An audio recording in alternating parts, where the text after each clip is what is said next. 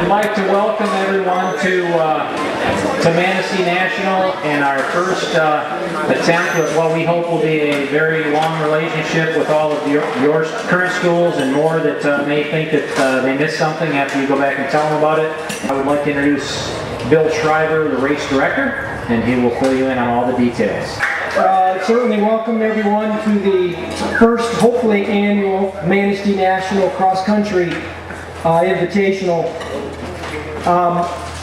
Eric Ross and I want to take a few minutes to very seriously thank Manistee National for what they've done for this event, because when Eric and I sat down with Doug and Ian last February, whatever it was, and brought the idea on, there was absolutely no hesitation whatsoever.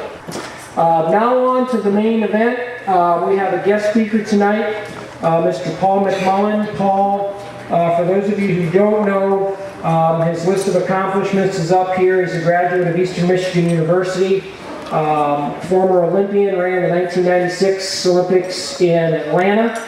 And when it comes to running, he has represented himself and the state of Michigan and his country extremely well. He's also a patriot serving in the Coast Guard. And please join me in welcoming Mr. Paul McMullen.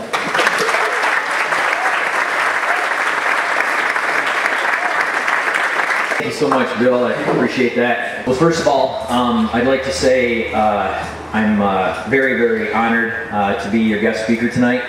And I hope I can maybe tell you a couple of stories that might inspire you. And I was watching the Super Bowl, and one of the commercials on NBC came on for the Olympic Games in Barcelona later that summer. And I was like, whoa, is that awesome? And it was a moment that just happened with me. I didn't run around and start to say, I'm going to go to the Olympics or anything like that. It was something that I shared with my best friend at the time. And my best friend at the time was Dave McMullen, and that was my grandfather. And I said, you know what? I'm 19 years old. I don't know what my major yet is at Eastern Michigan, but I know exactly what I'm going to do with my life. I'm going to be an Olympian. I remember 1996 being sort of the year that I wanted to bring all my aspirations and dreams into reality. And there's a moment where you become like frightfully overjoyed. You're like almost scared, but you're so excited about the moment that you're going to seize all of your dreams.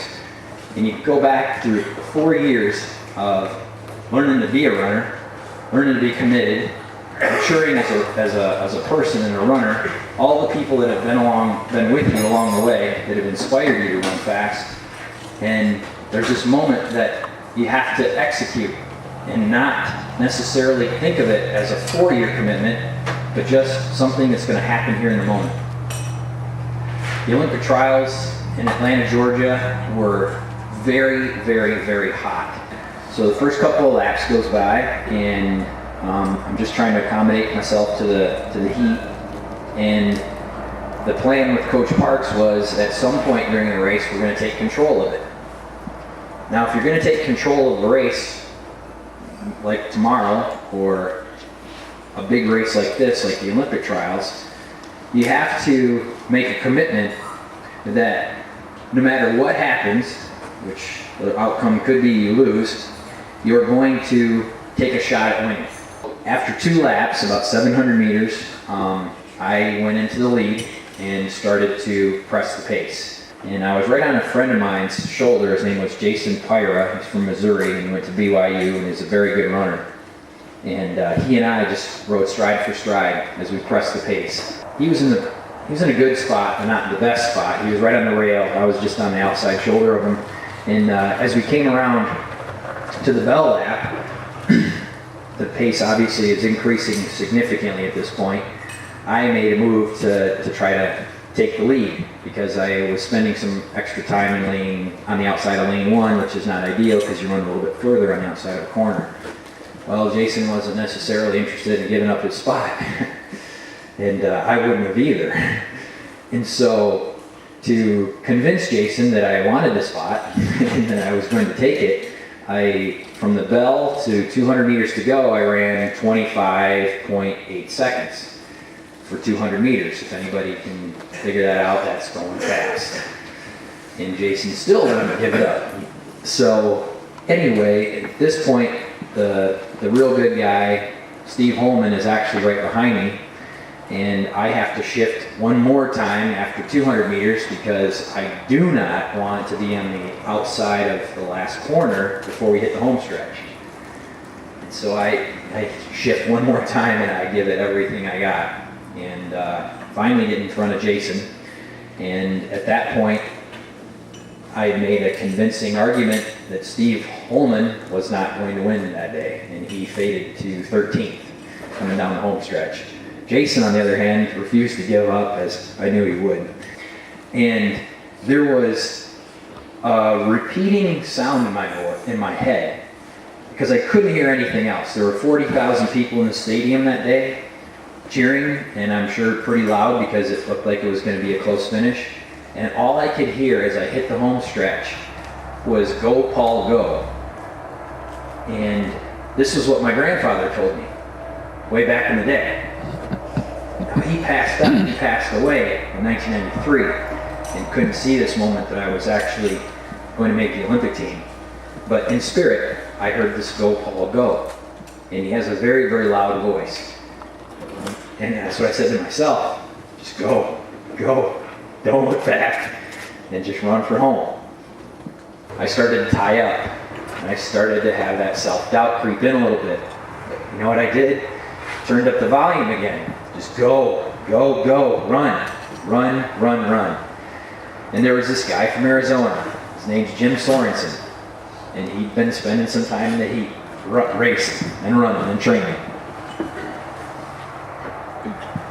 Good old Jim wasn't going to give up either. And I knew the wolves were coming after me. And because I was dying. I was hurting bad. And that home stretch is a long, long ways when you're going to make an Olympic team, let me tell you. Anyway, about made it to 50 meters to go. I still couldn't see anybody. And I made it to about 15 meters. I was like, this might happen. And I was preparing to dive. I was preparing to, fly if necessary. I wanted to win.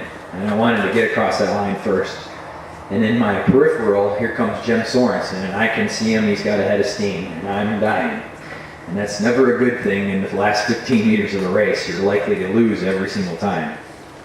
And I just kind of summoned one last push, and through your mind, you think of the people you run with.